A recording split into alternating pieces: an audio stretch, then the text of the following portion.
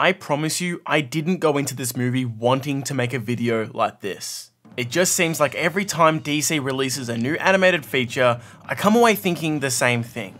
What happened to DC animated films? I have done 3 videos on DC animated films so far. Justice League Dark, Apocalypse War, Injustice, Gods Among Us, and then finally, the Tomorrowverse set of films. It's safe to say, I did not enjoy these movies. Yet today, we are set to talk about how Justice League Warworld might just be the worst of the lot. But first, before jumping into today's video, I'd like to mention that I've just started a Patreon. It's still early days, but over time, the hope is to grow and build the team here at DTE with more writers, editors, and more collaborators. To see what rewards or perks we have to offer, like your name in the credits, make sure to check the link down below. Thank you so much to everyone who helps out. Like most of the other Tomorrowverse films, Justice League Warworld loosely adapts comics based upon its own name, Warworld. I say loosely because before watching the film, it had been a while since reading those comics and even longer since that one episode of Justice League Unlimited's version of that same story. All I knew going in was Mongul played a part and there was this Battle World ship thing. I remember Ninja Turtles from 2003 had something similar and that slaps. However, the 2023 animated version of this story has Wonder Woman, Batman, and Superman trapped in these realms? The Wild West, some primal, apocalypse, barbarian style place, and then 1920s noir. When the movie first started, I was kinda excited that it just started with the Western setting right off the bat. Okay, cool. Giving Wonder Woman the Man with No Name treatment is a sick premise alone. Like, honestly, I could have done a 90-minute movie of just that, to be honest. Sadly, this entire film is just like a horrible Treehouse of Horror episode. Like a really bad version. Ow! Ugh, I'm bad at this. So okay, we start with Wonder Woman riding on in. What proceeds is sadly, like most of the film after it, just boring. She fights off Jonah Hex's gang and some action scenes ensue, but it goes for so long. Why? For over 20 minutes of the film's short runtime. Just all of these stories feels as if they go nowhere. I don't care for these people at all, and we get nothing as to what is actually happening in the film. 20 minutes in, and it's still just chugging along? Like, come on, what's the actual plot? To make it worse, Wonder Woman just straight up headshots a guy. I just don't like seeing my heroes just always being depicted as these Elseworld stories or versions that are just murderers. That's the only thing about them. Anyways, it just skips to... Jesus, okay, so we are already here. Batman section with Warlord.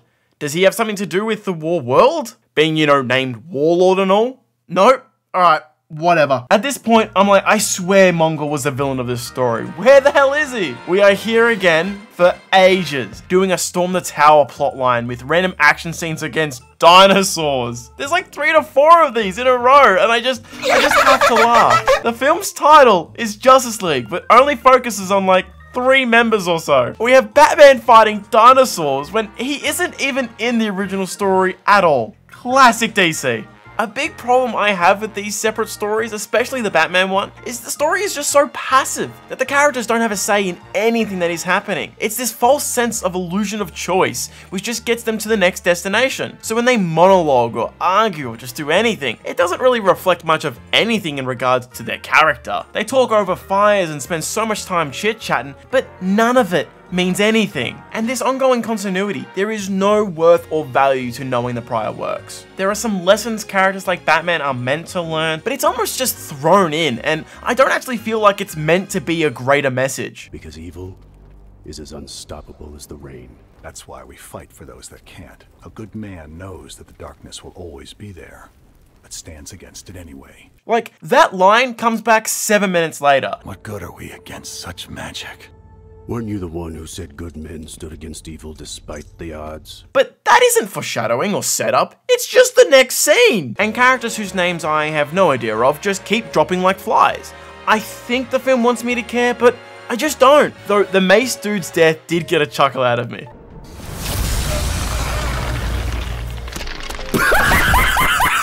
The movie proceeds to go off the rails when this vampire man comes up, whips out a magnum, and just begins firing. I was kind of zoned out, but I just began laughing when this happened. After a big epic moment of time to die, wizard. The wizard takes an open shot at him and just fucking misses. Like, I was laughing quite hard. Ooh, scary bad guy. And then he just misses like that. There then is a huge action sequence where the vampire man turns into a snake. We are like halfway, and I have no idea at this point what the aim of the movie is. I also feel like if I knew the source material more, I would be way more mad. Like, apparently this Deimos guy, I assume that's an important character, and then this happens.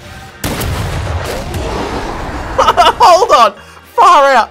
Batman swings multiple weapons at this snake, and literally it just destroys the weapon he is holding, and he just gives this like weird confused look. But a single shot from the Magnum, one taps it like a hunter from Halo CE getting shot in the back. And with classic Tomorrowverse pacing, we are already in the next section.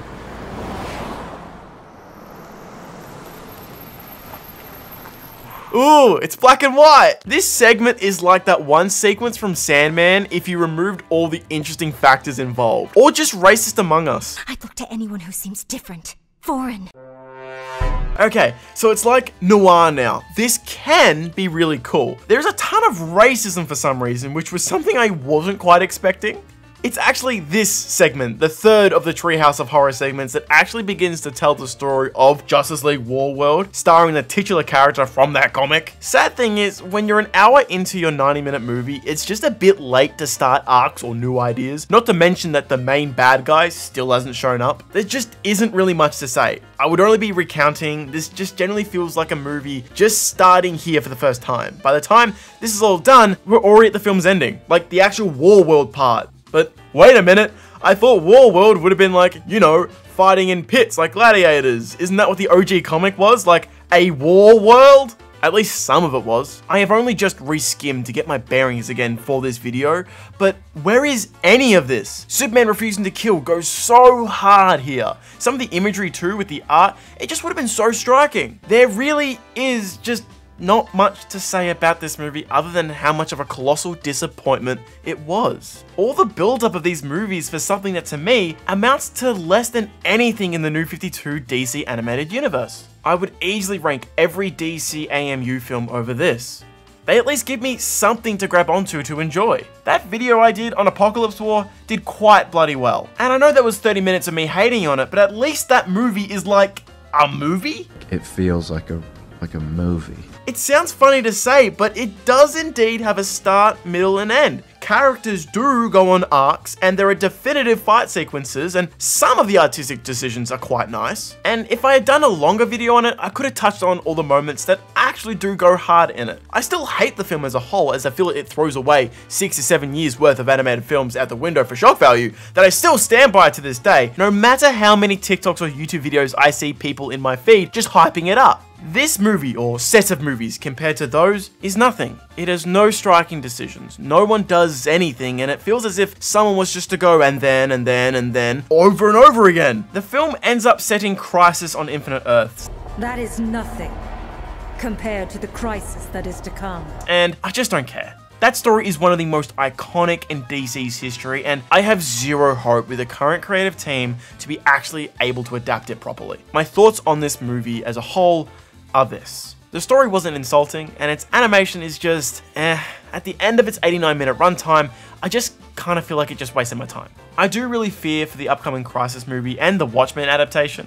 For a story that is so nuanced, and I'm unsure how to make that work inside of the 90-minute format they're currently doing for these. Oh my god, I completely forgot to add this in my first draft, but 71 minutes into the movie, Mongul finally shows up and does nothing. I generally forgot to even add notes about this and only realized late that I just completely forgot about him. He spews a bit of exposition about Warworld, but it's just too late. It's far too near the end of the movie for me to actually get invested to what this ship actually is. I just thought to add this onto the end and go, yep, here he is. I don't like the design or much of the creative choices they did with him. That's all. Anyways, that is it for this video. If you enjoyed it, please make sure to leave a like and comment down below your thoughts on the current state of DC animation. There are plenty of people I see online who are seemingly enjoying these movies, so I would actually really love to hear your thoughts if you are one of them down below as well. But like I said at the start of the video, I have just started up a Patreon. There are different tiers you can help us with our first patron getting the Great Mate tier in Nick Samwell, who happens to be a great mate in real life. If you want to be a part of my outros going forward, along with other perks, make sure to follow the link down below in the description. And lastly, thank you to Mitch and CJ who co-edited this video together. Slowly, this DTE team is growing and we're already achieving such exciting stuff, and only more to come. Otherwise, take care guys and have a wonderful day. See you next time.